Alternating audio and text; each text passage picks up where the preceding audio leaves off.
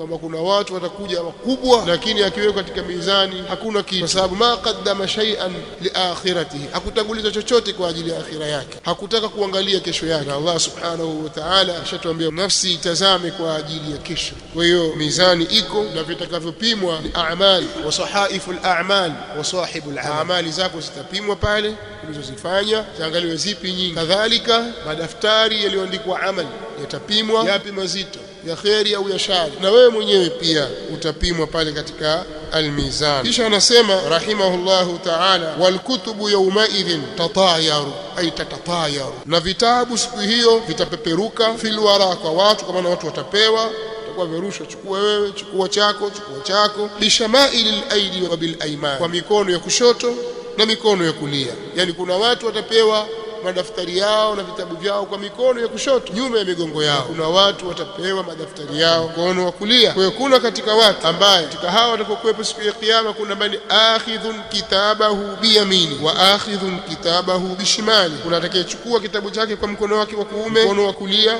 na kuna atakayechukua kitabu chake kwa mkono wa kushoto.